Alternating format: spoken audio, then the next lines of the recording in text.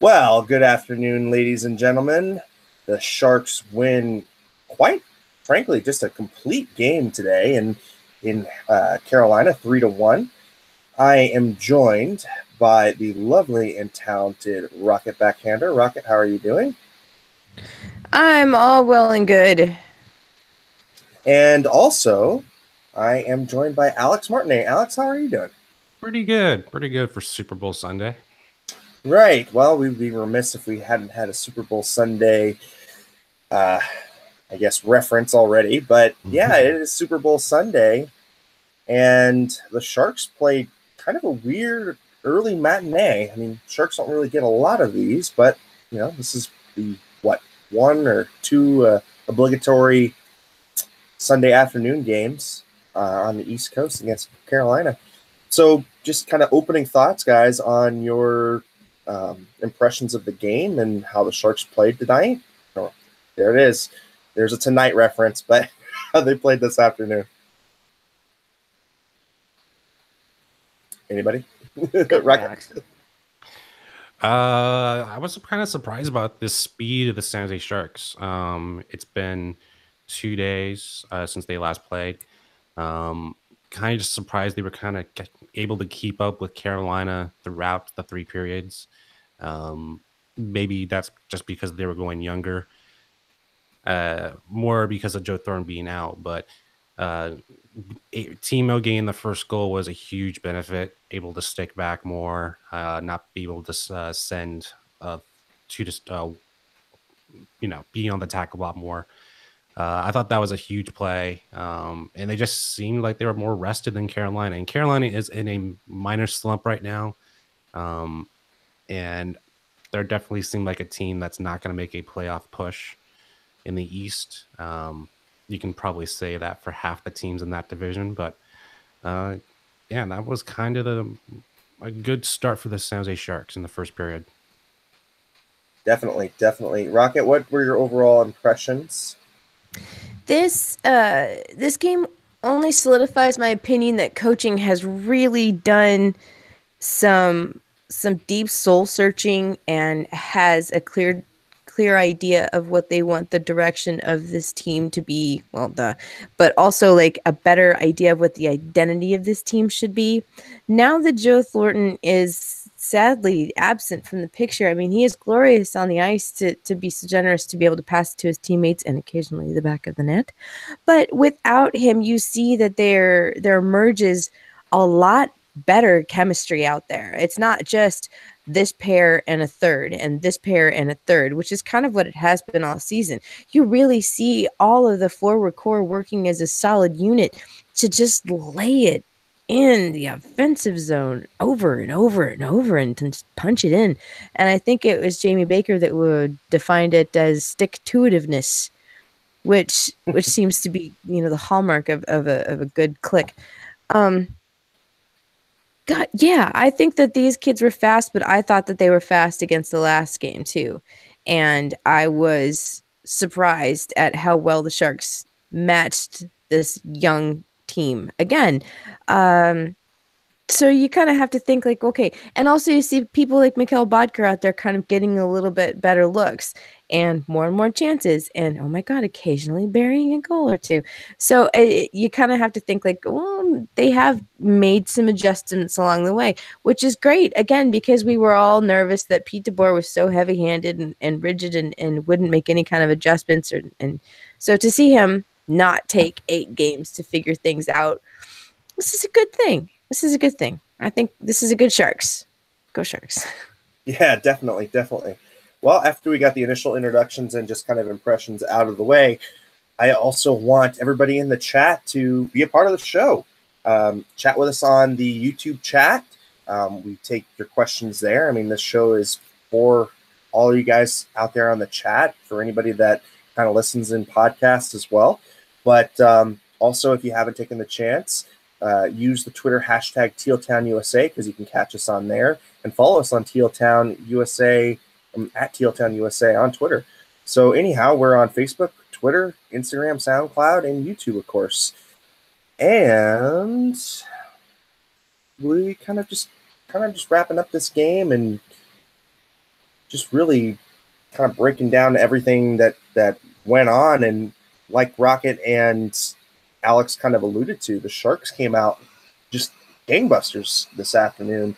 Timo Meier scoring 4 minutes into the game on just a great setup directly in the slot, and really got the Sharks off on a quick pace. I mean, this team was firing on all cylinders. I mean, traditionally, the matinee games for the Sharks have been kind of tough starters.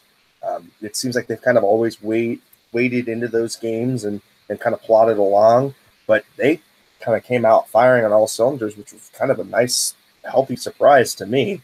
And speaking of surprises, I'm sorry, Landy. People in the chat are surprised that you do not have any laundry behind you, and they're a little upset about it. Well, I will say there is a ton of laundry in my current office. However, I am in my mom's office due to the fact that I am moving around stuff. So a lot of furniture moving going on in the last couple of days. So I had to basically commandeer another room in the house somewhere, and this was open. So anyhow, I'm kind of got a little bit of a different setup here. I'm using some new headphones and using the microphone off those, so I might sound a little bit more, I don't know, weird than my other setup, but so far it's been pretty good. And using the wireless, and our internet's not crashing yet, so that's also a good thing. You sound all right, man. You sound all right. Really good.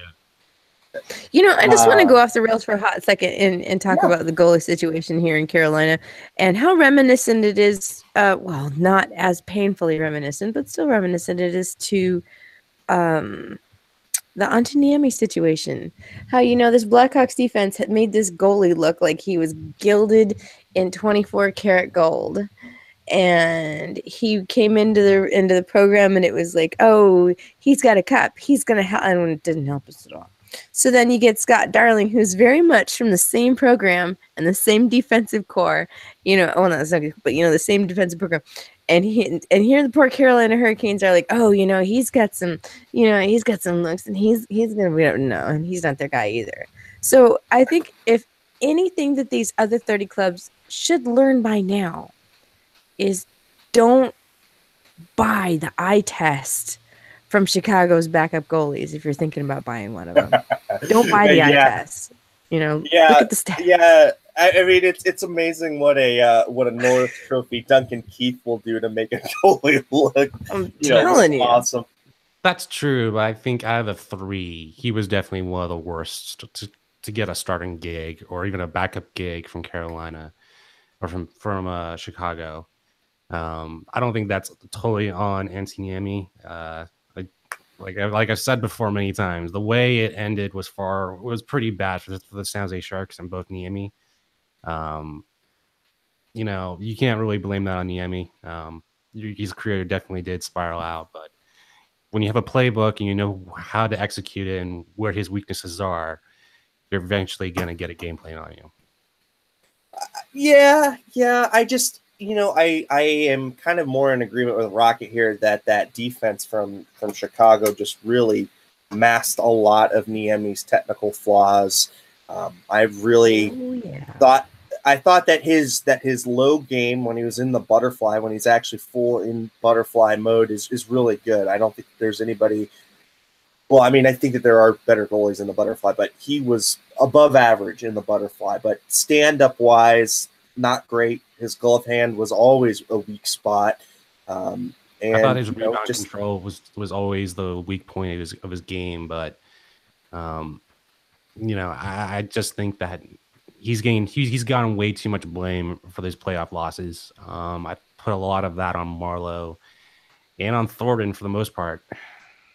Okay, so speaking of Joe, so we're going to talk about Joe for a hot second here because I feel like taking this train all the way to the reach around. So in very much the style of Chicago's defense masks the not so bright spots of their goaltenders, then maybe the San Jose Sharks program, the system, if you will, was engineered to really highlight guys like Joe Thornton and Joe Pavelski and Logan Couture and Patrick Marleau. so that other guys suffered. I mean, Bodker, for example, Hansen, like people who are just flat dead who shouldn't be completely bad. And a lot of the comments that I've heard about these players were, oh, they're kind of creative, and this kind of system is really stifling for them. So now that you see Marlowe out and Thornton out and Joe Pavelski kind of blending in with the kids, if you will, maybe it's the system was kind of engineered to make players like Patrick Marleau and Joe Pavelski and Joe Thornton look better than they maybe actually are. God, I can't believe I'm saying that. It's conspiracy theory. So I want to clarify one thing. I do think Marlowe and Thornton are really great players. I just think that they deserve a lot of credit, or at least some of the blame, for not making it to the second or third round a lot more than they should have. That's really where I was going with that. Gotcha. Yeah. Well, I mean, kind of tiptoeing off Rocket, what Rocket was saying. I think that, let's see, around November, I started seeing that the Sharks forwards made a conscious effort to fly one or two forwards high in the zone and to really start the breakouts a lot quicker.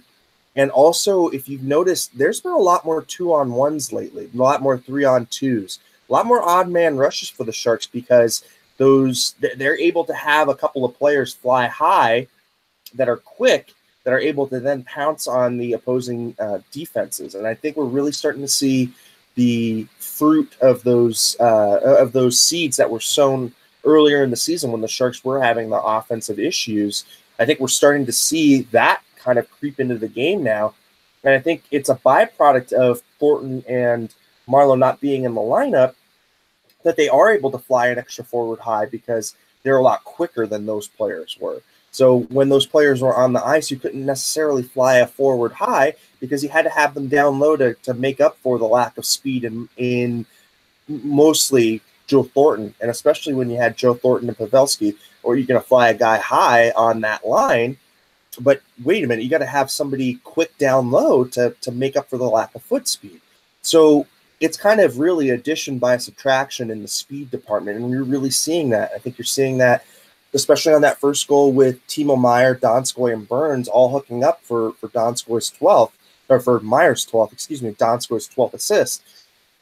Donskoy is able to fly high in the zone, get it up into the offensive zone, be really quick, then make a really shifty move to pass that puck directly into the slot. Timo just fires it past Cam Ward, and just an amazing goal. We saw that on the Chris Tierney goal in the first period. So we'll kind of break it down. And after the goal by Timo Meier, 4 minutes into the game, Sebastian Aho comes back about 18 minutes into the first period on his 19th goal. And man, Sebastian Aho, that kid can fly. He's leading the team in scoring, right? Yeah, 19 goals for the young 20-year-old. Yeah. Might be good. But Chris Tierney, Face of the franchise.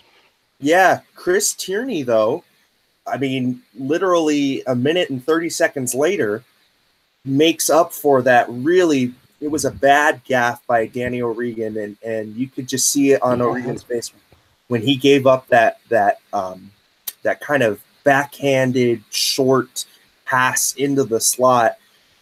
You saw him just kind of put his head down like, oh man, I fucked up on that one bad.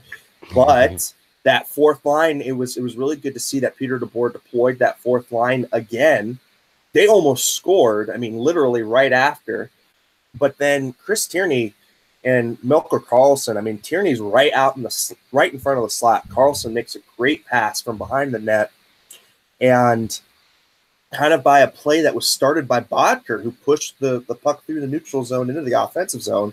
Like Rocket was saying, now that you're able to put a Karlsson, Bodker, and a Tierney together, there's no slow on that line.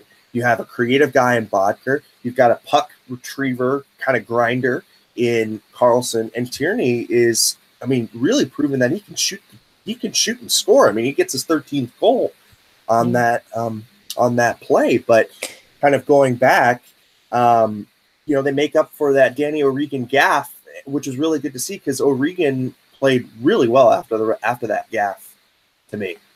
And that's to Yeah. close out the first period too. 30 seconds left in the first period, man. That was all like, summation. But like, yeah, that was really good. Yeah. I'd like to say, like, the fact that the coaching staff is giving, like I said, the forward core a little bit more license to take creative routes towards making plays instead of, stick with this and go with the system and do this and like being so rigid in order to get certain things accomplished. I definitely think that that's been detrimental to the success of this team as of late. Yeah, I guess I was impressed by Ward's play. Our Ward. Not Cam Ward, but our Ward. I think he's really helped solidify the fourth line and helped booster the other three lines in a way to give us that depth. I know we're fast forwarding a little bit, but that third period stretch when we held the puck for at least 3 minutes was pretty impressive. And I was hoping we would get some reward at the end, but of course that's how hockey is. But that much offensive time was just fantastic. Yeah, I mean, I think that the nice thing about Ward on that fourth line is he kind of adds a little bit of that. He kind of reminds me of Dustin Byfuglien when he was playing forward in Chicago, how he would just kind of be that big block that would just sit right in front of the goal and just crash the goal and create havoc. And I said on Twitter a couple of times, Cam Ward had some "I'm going to Cam Ward this bitch" moments, especially on our Ward. I mean, on Joel Ward. He almost scored second period in a really nice backhand, but Cam Ward laid out his stick, and Cam Ward just has a propensity for making those freaking crazy ass stops that you're like, how the hell did he come out with that one? But if anything, I think the competition to look at is if Hansen and Ward, I think, are probably going to switch. Who's going to substitute off nights, but it looks like the edge is probably going to go to Ward at the moment. Just because they don't need another speed guy. They need someone who can battle for the puck. And who's a little bit better on defense than probably Hansen is. And I think that he also has really shown Barclay Goodrow the way to play the game. I cannot stress that enough, how much Barclay Goodrow has grown this season. I mean, he's really come a long way from that punk kid that was like, hey, look, I deserve to be up here. I was playing up here when Todd McClellan had his step back year. He had to go back to the minors for a year. And, he pissed and moaned or whatever. But in this last season, he's done a lot of growing up. And I feel really great for that kid. He was an overager in Brampton Bay and just a really prolific scorer there. And to make that jump into the NHL is really hard for a player that a lot of it came easy to him. So it's really nice to see that his work ethic's come a long way. And Joel Ward is rubbing off on O'Regan. That's true. He's moved from Pete's doghouse into Pete's pool house. So that's a step up for the kid. Definitely a step up for the kid. And somebody was asking, this is a dragon tattoo. My family were dragon people, so my dad's got a dragon tattoo. My grandmother collected dragons all over the house, so it's kind of cool. So that's dragon. He's the Eric with the dragon tattoo. Got the 7 dragon balls. Something like that. But yeah, I mean, I think honestly we have seen Hansen relegated to the doghouse, and honestly, I don't see him getting out right now. This lineup is just really balanced throughout, and Ward is really rubbing off on those two. And you know what? Really good for Wardo, because I was hard on him early in the season for being too damn slow and really just not looking like he wanted to be here. But he's really turned it around, guys. And I think it's really helped solidify that bottom six, or especially that bottom forward grouping. Tierney on the third line has been really good. Him and Bodker have some really good chemistry going. I like that third line. And then Tierney. there's another kid that really, basically was told, look, you're not doing enough. He got told by Peter DeBoer last year that he came to camp out of shape. He got a really shitty deal from Doug Wilson, basically giving him the league minimum and telling me, prove me wrong. he's come back with a vengeance. He's got 13 goals. He's doubled it. He's over 20 points. I mean, the kid has done really, really well. We gave Peter DeBoer a lot of crap for the way he's handled kids. But look, Timo Meyer's having a breakout year. Kevin LeBanc having a breakout year. He's slowly introducing Danny O'Regan into the lineup. Maybe not as quick as we want him to, but he still is. Barclay Goodrow's doing a damn good job. Dylan DeMello, Joakim Ryan. Hats off to DeBoer and the way that he's handled the kids this year. I know that we've given him shit on this show early in the season, but you know what? He's broken them in the right way. Yeah, I was really impressed the way he handled the Paul Martin situation. I don't think that if he didn't spend time in New Jersey, I don't think he would have done what he did with Paul Martin, leaving him in Barracuda, not taking that experience with the San Jose Sharks and just letting that sit in the Barracuda system. I don't think he would have done that if he didn't spend 3 or 4 years having the cup run in New Jersey, having that disappointment 2-year run afterwards. This has definitely been his best coaching run. Even I would say the 2015, 2016 Stanley Cup run, I think this is his best coaching year. Maybe Bugner's departure is a good thing. I think it really did hurt Bernsey in the early goings of the season because Bugner played that rah-rah cheerleader style, which really helps Bernsey. But you know what? I also think that Ryan being up there with Bernsey has kind of calmed him back down again. And look, he's second in defensive scoring right now. And I mean, Klingberg still leads the league, but it's not a stretch that Burns could win the scoring race for defensemen back-to-back years. Dare I say it, might even propel him to another Norris if he is able to get his plus-minus out of the doghouse, out of the crapper, and lead again in the points department. Now, I know there's going to be a lot of people saying, oh, well, Doughty's the presumptive favorite right now. He's playing the best all-way game for a defenseman. But look, those East Coast hockey writers and people that don't really like to follow defensemen all that much are suckers for the defensive scoring winner. So, I wonder why Vlasic is not getting any mention for Norris consideration. And that's another good point.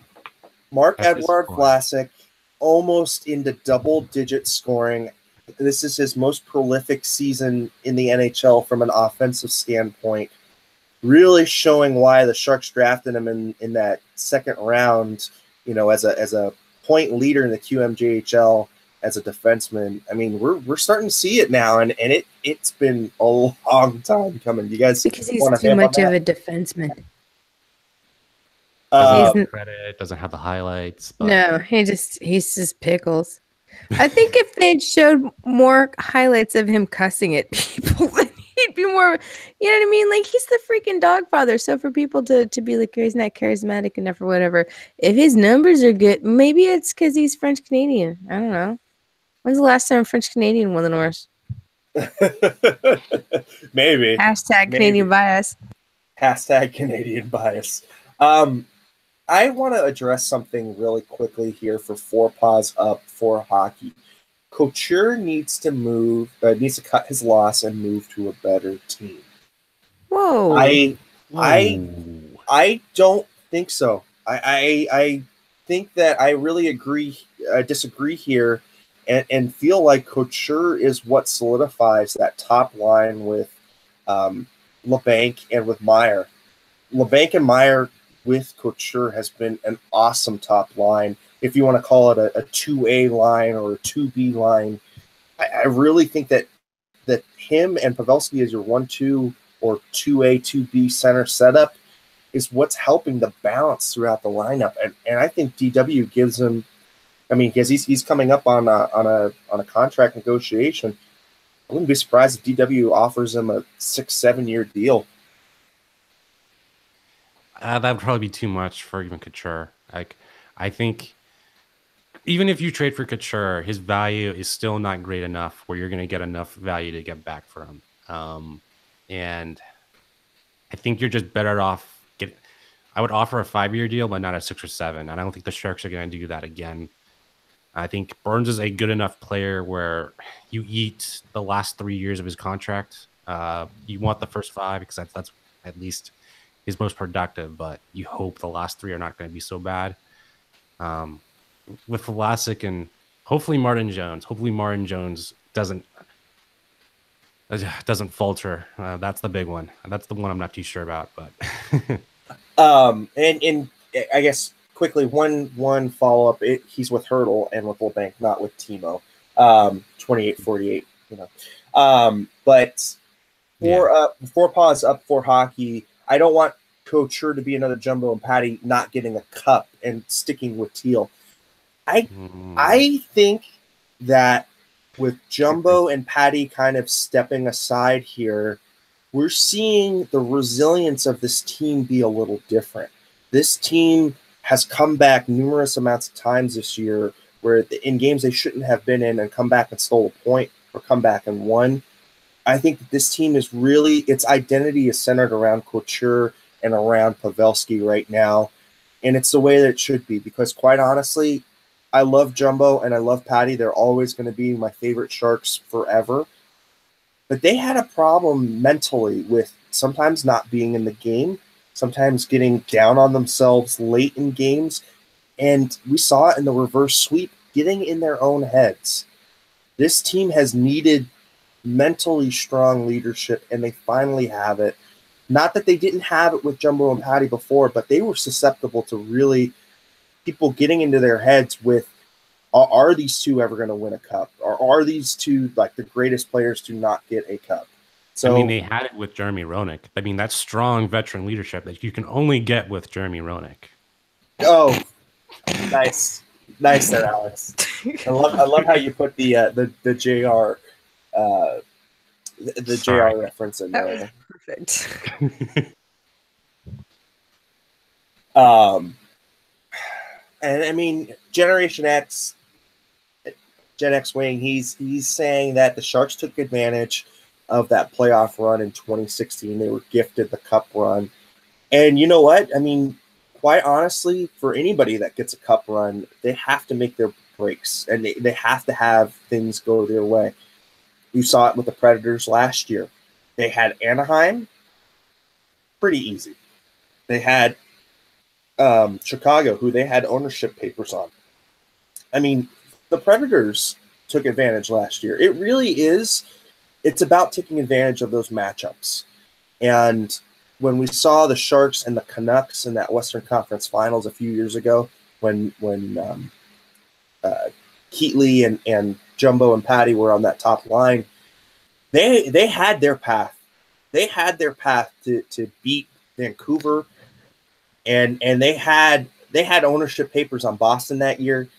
And had the Sharks gone there, they might have won a cup then. So it really is about taking advantage of the opportunities that you get. And I'm sorry, Jen, but that's just how it works for any team. Even the Chicago runs. I mean, yeah, they had dynastic talent, but they also took advantage of their matchups too. Because had they played Vancouver, You keep saying Vancouver. I'm sorry. Ever since I've been a Sharks fan, Vancouver has been bad. So for you to talk about Vancouver anywhere near a Stanley Cup final makes me just suspect you're huff and glue, dude. Because I just don't think it ever happened. I don't. I can't. I just can't. I can't ever see them as being anything other than what they are. Vancouver. Well, I mean, you got to remember too that that was the year that the Vancouver riots happened when they almost burned down their city because they didn't win the Stanley Cup. So. You know what? I think they're more famous for burning down a city than actually winning a Stanley Cup or even playing hockey. Didn't they burn down the city when they won, though? They haven't won a Stanley Cup. That's the problem. Yeah. Oh, okay. So they're actually, I've never been great. All right. Yeah. They're actually worse than us. And Bearded Sharks guy is asking, wasn't Jumbo playing with a broken wrist in that series? Actually, Jumbo was playing with a separated shoulder. Yep. And with a severed leg. and all I have to say is Ryan Kessler, that rat bastard, kept running into Jumbo's separated shoulder. Like, fucking asshole. I hate him. But Yeah, I won't go on my Ryan Kessler rant. You know how bad it is when, like, you sit down next to a Canadian girl who just starts ranting on about how much of a jerk and a rat bag he is. Just a random Canadian sits down next to you in a hockey game and, I mean, literally just gives it to him with both barrels, and you didn't ask for any kind of information about it whatsoever. You know somebody's bad. Yes. You know someone's bad. Like, someone. I hope nobody just randomly sits down next to somebody at a hockey arena and just goes off about me. Oh, Rocket Backhander, she's such a bitch. God, she did this to me. She did that to me. And she's, she acts like this. God, I just want to be anonymous in my blue hair. And quickly wrapping up score in the second period with a really, really nice goal from Brent Burns. Just really instinctively threw the puck on net. It goes past board, and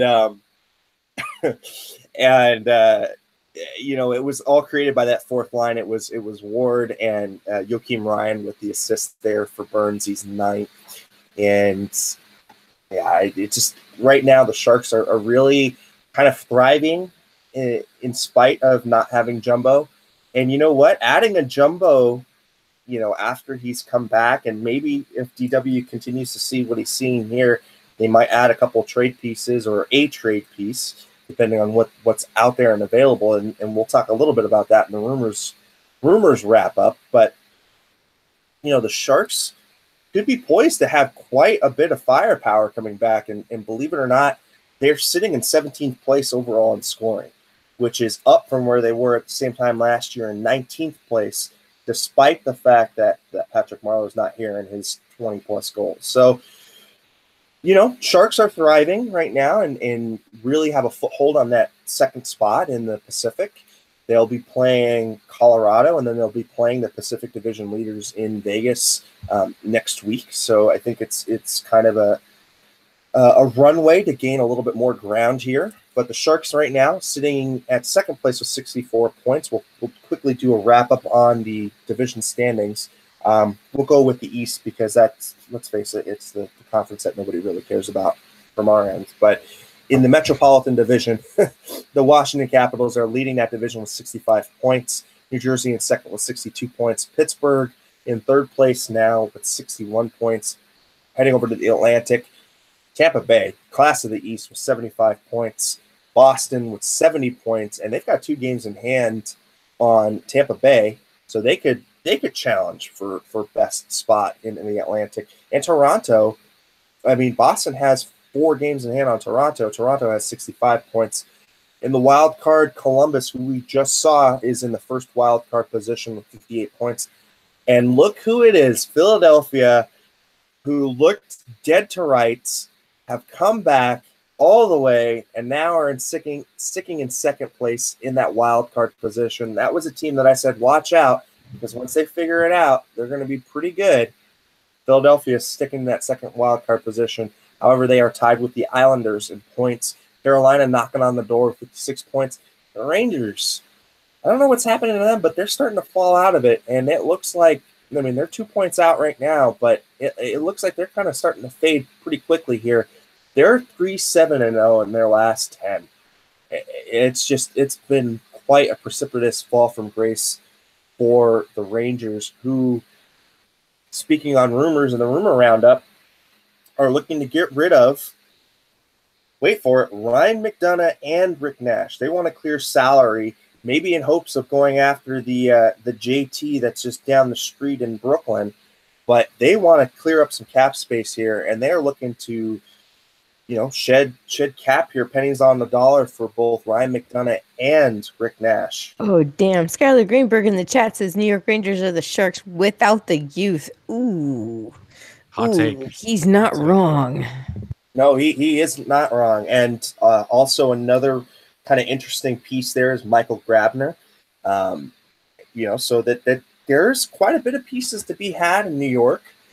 Florida is got 2 games in hand, so they could maybe potentially make a run, but I don't see it. Is there a piece out of Florida we might want? Maybe. No. Detroit and Montreal, they're kind of just done. What's Michael Haley's contract at? Yeah. So I don't think the Sharks make Montreal. any moves this trade deadline. I just don't think the market's that great, or it's worth taking a risk on. Because I just don't think that we're still a Stanley Cup contender. Like a move makes us a Stanley Cup contender. I just don't think that player exists on the market right now. Tavares is not on the market. Just put that one aside. No, he's not. I think Garth Snow came out and said that he's not moving him, and his number one priority is to sign him. So, yeah, I mean, take that as you will. But John Tavares, I think for right now, is kind of off the market. He's definitely going to be a person you look at in free agency. But the guy that I look at is Rick Nash. And maybe when Jumbo comes back, depending on how healthy he is, would hooking up with Rick Nash for a run might be interesting. He could be potentially a person that could come pretty cheap because they are trying to shed that cap space. I mean, he is a UFA come next year, so that's also a good point to make. But that in his prime, he was a really, really good piece, and a piece that a lot of people were after. I mean, the Sharks were after him in Columbus, and I think the deal was something like Joe Pavelski, Setaguchi, and a first, I think, but they wanted Couture out of that deal. So, nope. I mean, I don't know. Kind of interesting, or Michael Grabner might be kind of interesting. It all kind of depends on when they expect Joe Thornton to come back, because I thought it was going to be a 6-week recovery timetable, and that pushes it to potentially end of March, early April, or is that different from what I heard? There hasn't been a concrete timeline. The thing that I've heard most rumor-wise is about a 6-week return. So he was out in, I guess it was early January. No, it was middle January. Middle January. So we're about I would say we're about 2 to 3 weeks before we get an update on Jumbo. And I think we're probably at least a month before we see him. And I mean, to see him skating. If the Sharks were in a wild card spot, and I would say they would have to make a move to get into the playoffs. But now that they're second in the Pacific, and take it that the Pacific or the West it's stacked. Like you can, if you lose 3 or 4 games in a row. Oh, great, he's joining. Did somebody say Cam Ward this bitch 3 times? Here. No. Did somebody say Michael Haley? Did I hear that earlier? Oh, come on. You know you miss him as much as I do. Lurg. I think I said Niemi like 2 times, and I think that's... Yeah, maybe. Quickly shifting over into the Western Conference before we go full bore in the rumor tilt. Your central leading team is Winnipeg with 71 points. They were the class of the West. However, we will get to the class of the West in a second. Nashville, second place with 69 points. Hey, it's a great number, Andrew Desjardins. But they have 3 games in hand. They have 3 games in hand on Winnipeg, and they have 4 games in hand on St. Louis. So Nashville might be your class of the West if they can win their games in hand. St. Louis, I alluded to, is in 3rd place. Over in the Pacific, the darling of the NHL, quite honestly, probably the darling of the sports world right now for expansion franchises, Vegas with 74 points, leading the West and leading the Western Conference by 3 points. Just an incredible run here by Vegas, but they're still... That just pisses me off. Yeah. Well, I was telling everybody downstairs and while I was watching the game, like, I wish San Jose was that nicely stacked when they came into the league. But I digress. Anyway, San Jose in 2nd place now with 64 points. They have a 3-point cushion on Los Angeles. They have the same number of games, which is really nice to see. They have a 4-point cushion on Calgary, who has the same number of games. They have 4 points on Anaheim, and they still have a game in hand on Anaheim. So the Sharks right now comfortably in 2nd place. Over in the wild card, Dallas with 64 points. 53 games played. So even if the Sharks did get tied or caught, they would still be first in the wild card. Minnesota with 61 points, 52 games played. Minnesota just quietly kind of hovering around there. And it's just a little interesting to see where they are. You've got Colorado kind of lurking in the weeds still with 60 points, 51 games played. Calgary, Anaheim tied at 60 points. Chicago. I mean, Chicago right now is 5 points out of a wild card. They're 11 points out of their division. I think they're going to miss. And I think with the logjam of teams they have in front of them, I think they're going to miss it. I just don't think they have enough this year.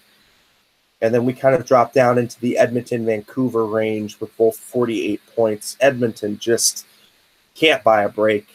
They're 5-4-1, just treading water, but they're done.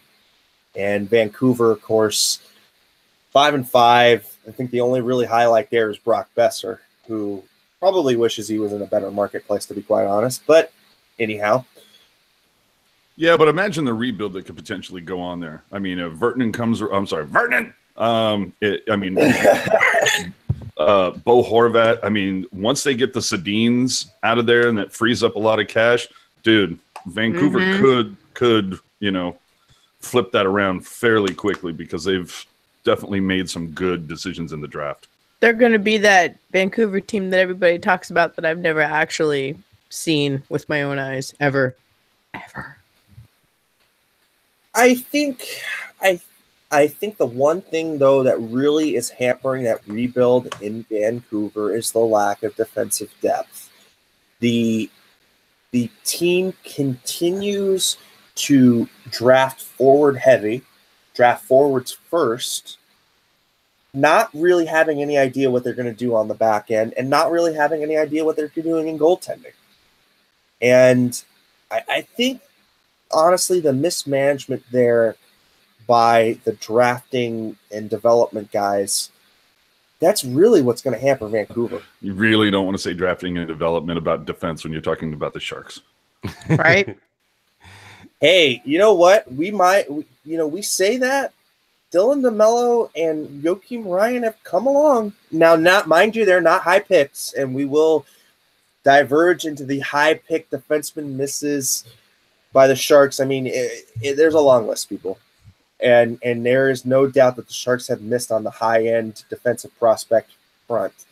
But defensemen overall, the Sharks have developed Braun. They've developed Vlasic, Ryan, Vlasic, and DeMello. And they have a Heed waiting in the wings. They have a couple Jeremy Waugh. They have Jeremy Waugh, Nick DeSimone, and they also have Julius Bergman, who I know is still a work in progress, but still, I mean, those are all some fairly decent defensive depth. Now, where they're not going to win any kind of awards or doing great by any stretch of the means is the high-end impact offensive defenseman and high-end impact two-way defensive prospects. Because, look, the Sharks had to go out and get Brent Burns because of that reason. They had to go out and get Dan Boyle because of that reason. They haven't had a puck mover they've developed since Sandis Ozolinsh, who, let's face it, wasn't high-end. So wasn't Brent Burns kind of a bust in Minnesota before he came to the San Jose? Well, that's because Minnesota. That's because Minnesota didn't play him at forward for a while. Right. Okay. Exactly. And it was a one Jacques Demers that actually was the one who converted him finally and made him full-time defensive, a defensive player. And so Brent Burns is kind of that hybrid that comes along every once in a great while. I mean, and it's kind of interesting that we see two of them with Byfuglien and him. I think, quite honestly, though, that Brent Burns has got a level of talent above Byfuglien. I think Byfuglien has just got his size, and that's really what's made him dominate. But overall, though, I think Byfuglien's a great player. It's just his attitude that gets in his way. Yeah. And Gen X is saying Sharks are loaded with middling 4 to 6 D-core players. I think probably more on the lines of 3 to 6 D prospects. But look, people have made a 3 to 6 kind of prospect core into a great defensive tandems. Look at Vegas. They've took basically the league's 3 to 6 defensive core guys and made them into a cohesive unit. So, defense is hard to come by. And yeah, when you get rid of Schlemko, you know that you're deep. Right. Right. God, you're not kidding, though. That's actually a fair statement. Yeah. And we, like I said, we like to rag on the way that the Sharks draft and really develop defensemen, but in this last kind of bit, since they kind of did that step back and really kind of reload the farm, I think that there was a heavier emphasis on developing D-men, and especially after the Doherty and Petrecki misses that were just gigantic misses, especially in the case of Doherty, just a gigantic man. Don't forget William Wren, Wishart, the list goes on, but I think that there was a really big push to make them better. And really we saw it with Robinson as he was hired on to be a development, the one of the hot head guys in development realm. He's gone on to a different organizations, but I think we're starting to see the seeds of that kind of germinate right now. Even Matthew Carl, what I don't think turned out to be the guy that they projected, Hobie Baker winner, all that. He was supposed to be the next Sandis Ozolinsh. Right. I mean, I think, like I said, there's just been a lot of misses there. And I think they're still missing on that high impact offensive defenseman and high impact two-way defenseman. But I think they're doing better. I would say they've gone from a D minus to, let's say, a C plus, which, I mean, for the Sharks in defensive land, fairly decent when you consider what they've done. Yeah, it's progress.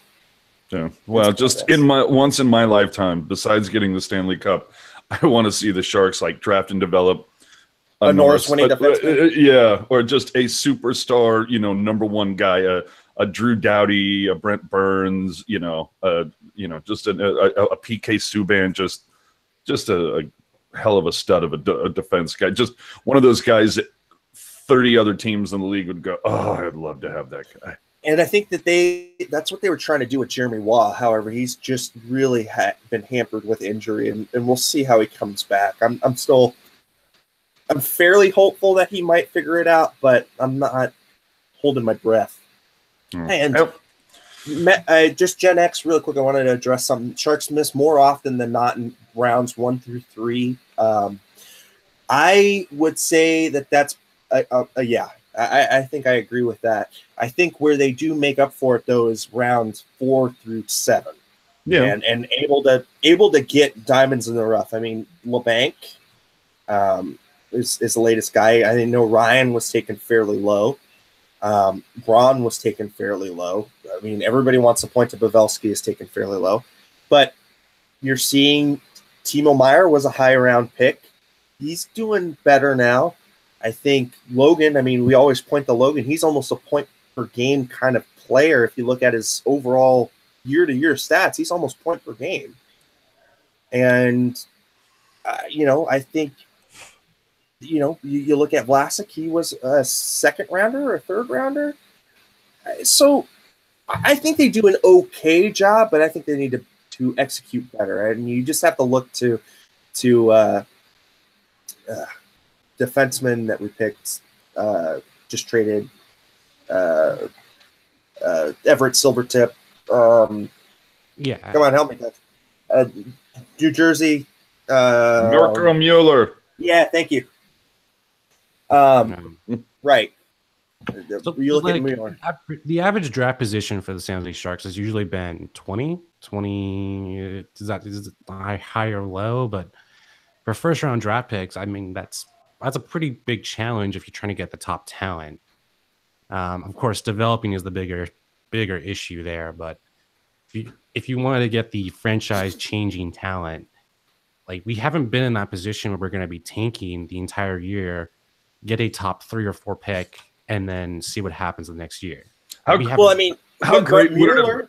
How great would it have been if a team had traded for last season, if they traded for Edmonton's #1 this year and thought it was going to be like in the bottom? That would have been pretty bad, but you get my point. Like we've always been in the playoffs, or at least been pretty decent. Yeah, no, there was that one year that we didn't get in the playoffs, and then little baby Jesus brought us Timo Meyer. Well, see, but I've brought this up several times before. Who would you rather be over the last, almost 20 years now? Who would you rather be?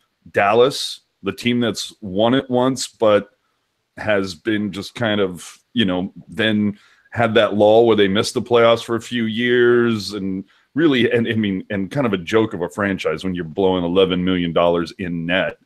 But would you rather be that team, the one that won it all once, or would you rather be the Sharks where you go to the playoffs almost every year and never get it? Yeah, but that's danger on turning into Detroit, who just is 5 or 6 years in dire need of a strip it to the bolt rebuild, and you just never do.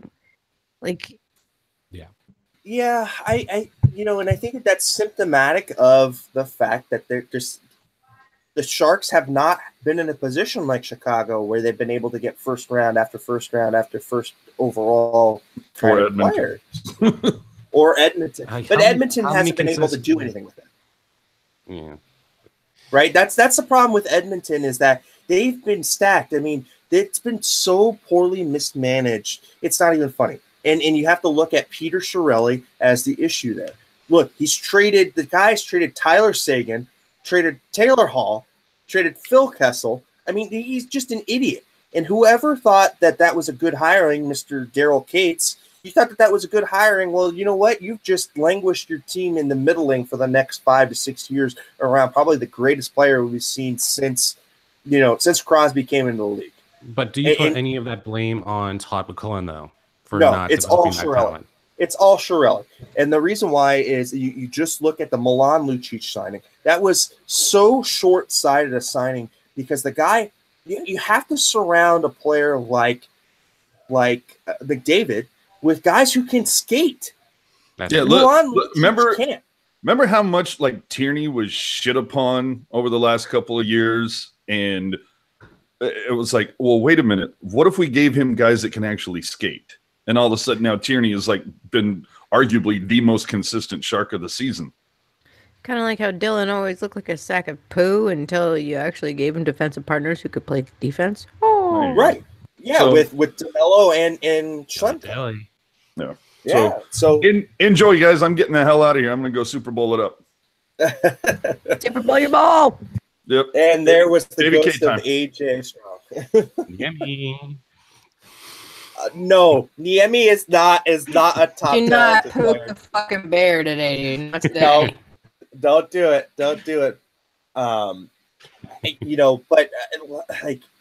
going back to Edmonton, like I said, you've got Draisaitl, you've got Nurse, you've got Ryan Nugent-Hopkins, you had Hall. For Christ's sake, they're right now they're pining for a quick left winger who could play with McDavid. Oh my God! Wait a minute, they had him last year. And you say, oh, well, you needed Adam Larson. Look, Adam Larson is not a great defenseman. Shit, you could have traded for Justin Braun and he would have been better than fucking Adam Larson. My biggest issue with Todd McLellan, and I'm just going to take everything that he did at Edmonton right now aside, is he had the prime years of Marleau, Thornton, Pavelski, and the youth of Couture, and he couldn't get to the Stanley Cup final round.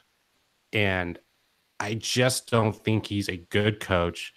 And when he went to Edmonton, he tried to make the Oilers into a veteran squad with a youth team, and that just did not work. And I do think he was responsible for some of the trades that happened with Tyler Hall and the direction that team. You think Taylor? So you think that McLellan put pressure on Chiarelli to get rid of Hall? I think the way that Todd McLellan wants to use his system, I have a feeling that's the way it kind of happened. He's not the GM, of course not, but a coach wants to implement his system with the players he wants to coach, and the GM and the coach I think are both going to get let go by the end of the season. I mean, I hope so. If that doesn't happen, I feel bad for you Oilers fans. I really do. But man, you have to think those two are a package deal, and if Tom McCowan survives the dreadful year this year has been for the Oilers, I'm surprised. Yeah, I mean, no, Jesus is not going to get traded, by the way.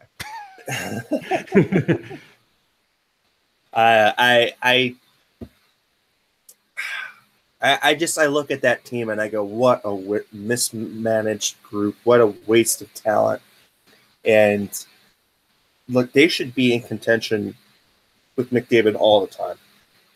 Instead, you surround him with Zach Kassian, Milan Lucic, with players that just cannot skate with the kid. And I just feel sorry because you see day in and day out the interviews that McDavid does, and he's taking all of these losses on himself. You know, he's putting the pressure on himself to be like, look, I have to be the savior of this franchise. I just feel so sorry for the kid. I mean, yeah, he's getting paid millions and millions of dollars to do it, but still. What would happen do you think the Oilers, if the season started over again and the Oilers played in the East, depending on which division you put them in, do you think they're a playoff team in the East? Because I think the East is a much slower league compared to the West. I hate to break it to you, but I disagree. I think the East is the quicker of the two leagues. They're the less physical, I think, of the two leagues. And I think that was the conundrum that Chiarelli had, was that Edmonton was kind of built like an Eastern team where they were all speed, but had no tough factor. And when you're playing against San Jose, Anaheim, and Los Angeles, he said, okay, those are my competition. I have to basically get some nuclear deterrence to protect the kid and to really be able to play that physical game.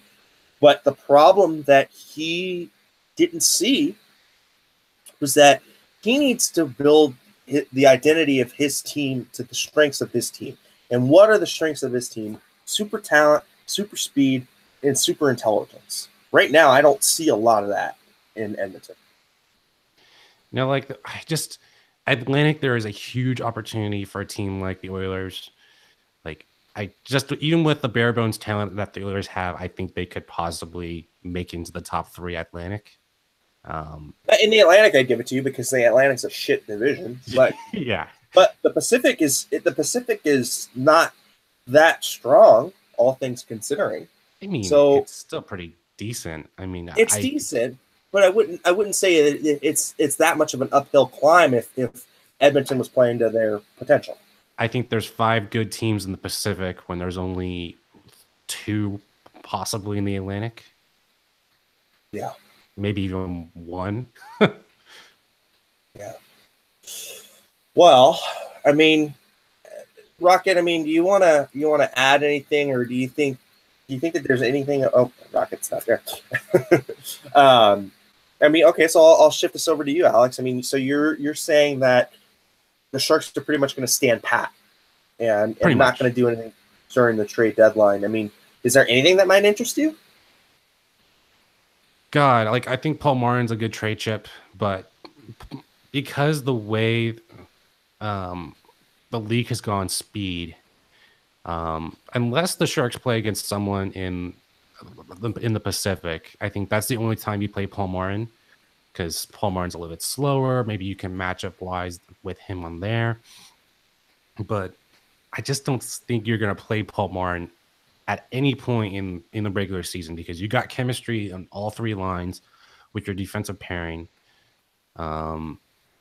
So if a team is so desperate for Paul Marin, I would honestly just trade a 3rd-round pick, or even a 4th-round pick. So in terms of what I would look for as a trade deadline would be picks, because that's something we're really, really lacking on.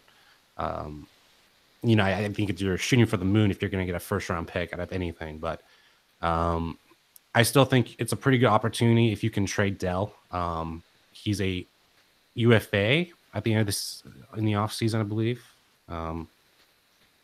That would be a person I would definitely trade, even though he's been great this season. Most of his games have been against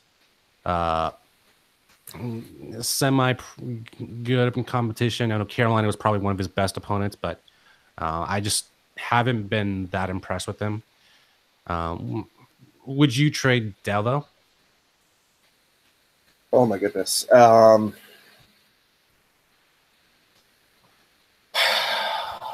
I think the problem with trading Dell right now is that you're still wondering if Martin Jones is going to be consistent. Yeah. You worry, especially if Martin Jones injured his groin, which is what I think happened. Those flare up a lot for goalies that have a history with injuries there. So if you think that you're going to make some kind of run or you want to get the experience for the kids of a playoff run, you keep Dell.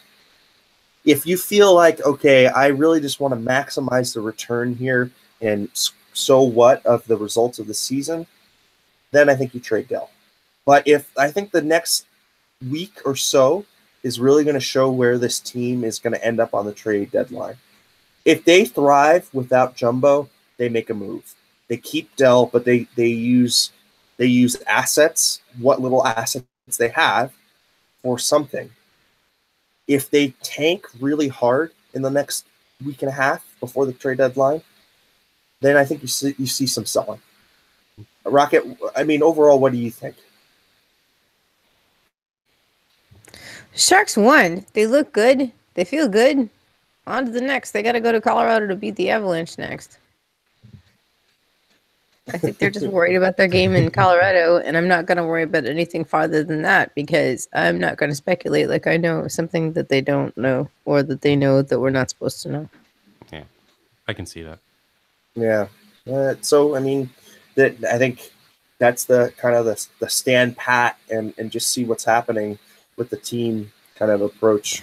Oh, Ronco in the chat saying, I don't see San Jose beating Nashville, Winnipeg, or Vegas in 7. You know what? I don't see many people beating Winnipeg, Vegas, or Tampa Bay in 7. So we'll see how this plays out because it's not always about who can beat who in 7. It depends on the matchup and then how many rounds of that they can survive before beating X, Y, and Z in 7. Do you That's consider the beauty of the Stanley Cup. Nashville one of the best teams in the league? Or do you Right think now, they're yeah. Cup Right. contender? Oh yeah. I mean, they ditched Cody McLeod and they got better, and they're gonna add this old man Fisher to the bunch, and they're gonna be really good. And I'm not a Predators fan. Don't get me wrong, because I don't want to even associate myself with those people. They're an embarrassment. But I'm a hockey fan, so to watch this team as a fan of hockey without actually having any skin in the game, as it were, has actually been, I think, beneficial for my ability to watch the Sharks games and be a better Sharks fan because I still love them, but I'm able to see better things about them. Do you think that the Cup run with Nashville is going to catch up to them? Like, just not, I keep waiting for it too. I do. I know that somebody got suspended or fined or some such, and I know that they got a couple of their guys back from injury, and Ryan Ellis was out for months.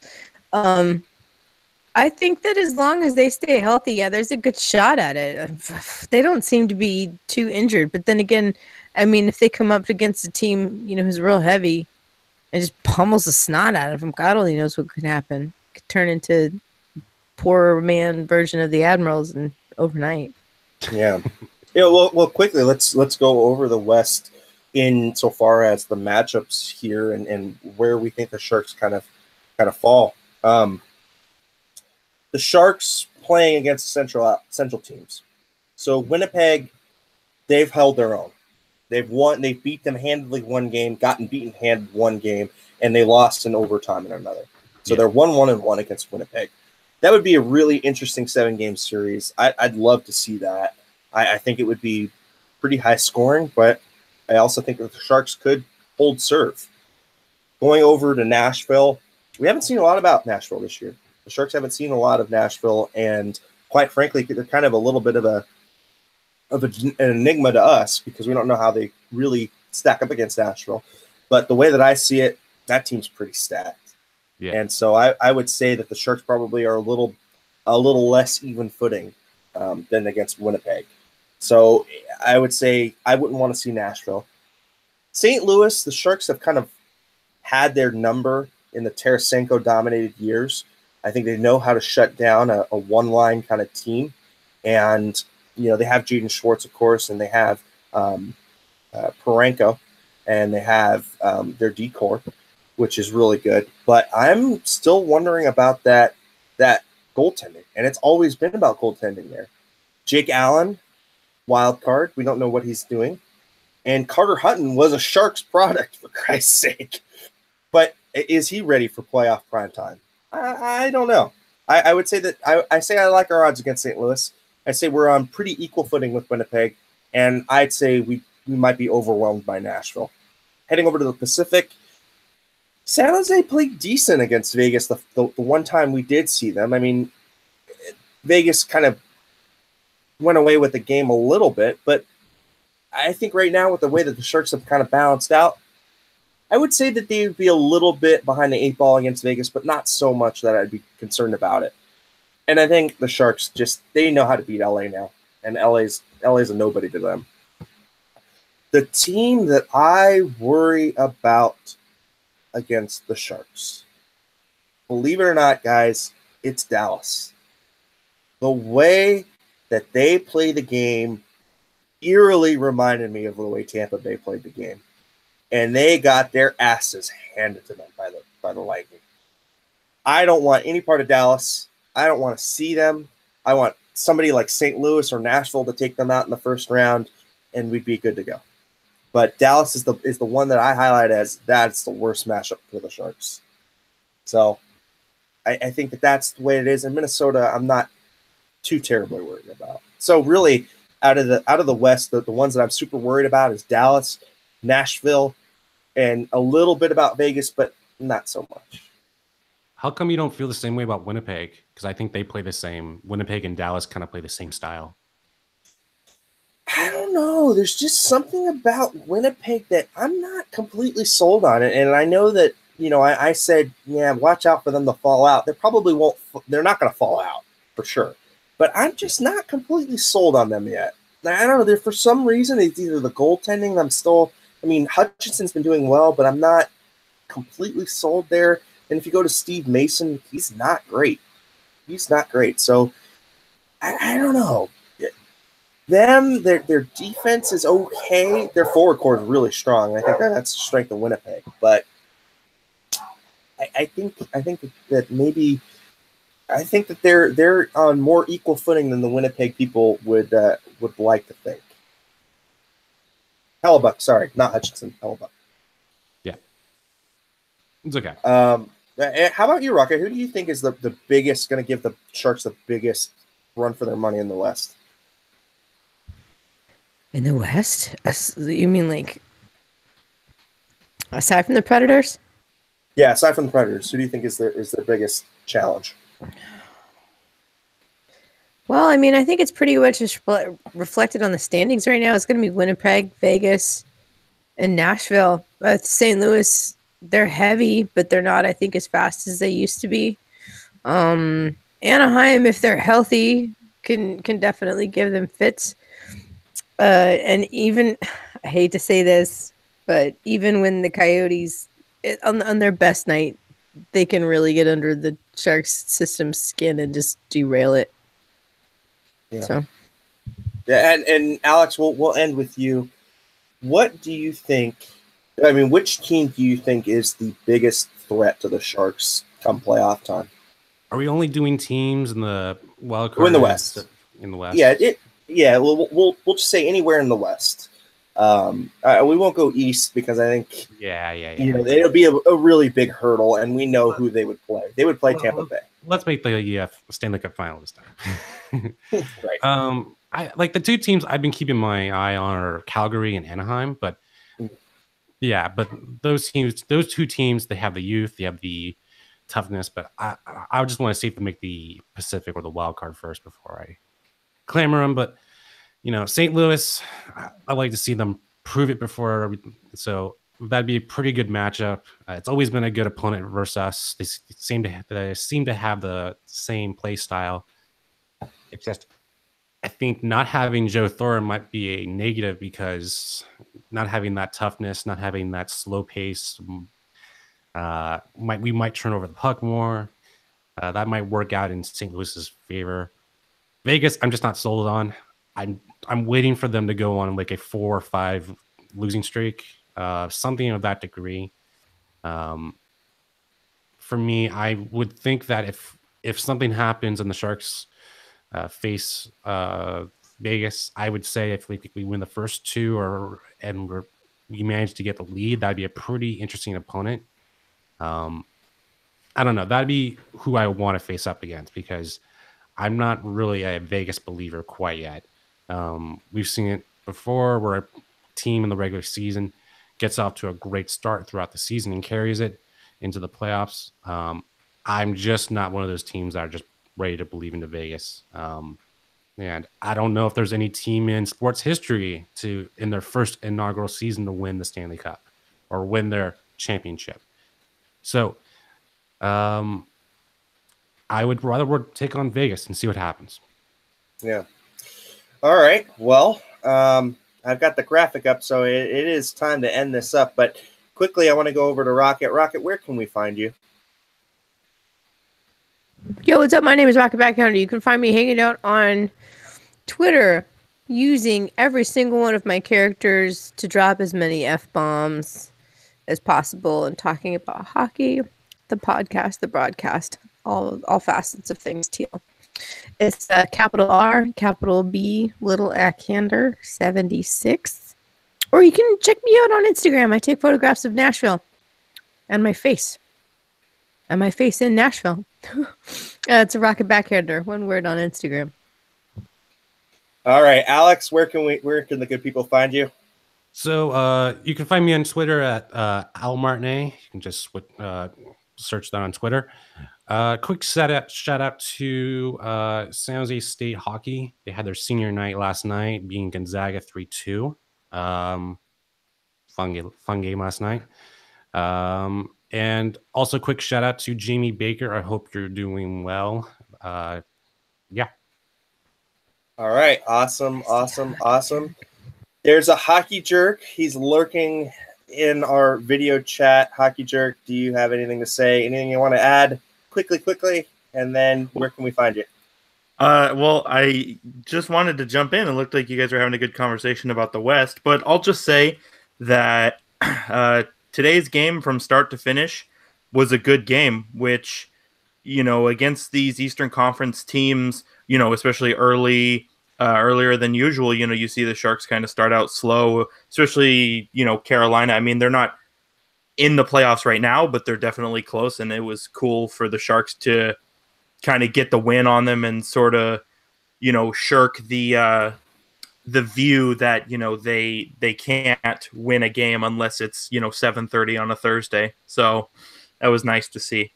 And you can follow me on Twitter at hockey_jerk. All right. Awesome. Thanks, Jerk. All right. Well, I'm Eric Landy. You can find me at Eric Landy on Twitter. Of course, you can find me on Facebook. I'm just Eric Landy. You'll see my face somewhere on the Twitter or in the Facebook world. Instagram, Eric Landy. I don't really have any kind of avatar screen name besides my name. I'm one of those rare people that just puts it out there like, hey, if you want to find me, you want to find me. And I'm pretty much everywhere. But you can catch us everywhere. If you've missed anything from the show or want to hear it again, you can check it out at tealtownusa.com.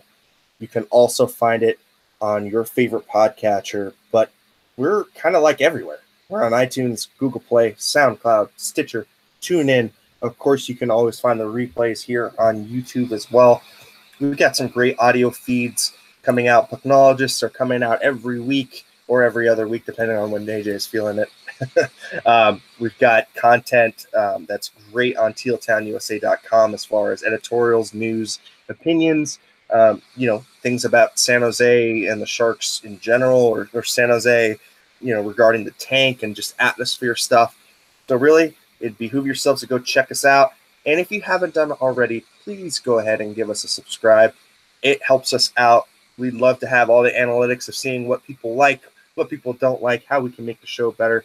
And we're, at 620 subscribers right now. Maybe we might reach that 700 plateau this year. I know we get a great big influx during the playoffs and during the playoff stretch drive. We'll, of course, be covering trade deadline talk. We'll be covering that stretch drive to the playoffs. And for everybody at tealtownusa.com, I'm Eric Landy. Thanks for checking us out, and we'll be back at you again after the Sharks play against the Colorado Avalanche on Tuesday. Have a great evening, great afternoon. If you're going to be watching the Super Bowl, don't drink and drive, of course. And stay safe out there, everybody. Have a good one. Enjoy the Super Bowl. Enjoy the big game.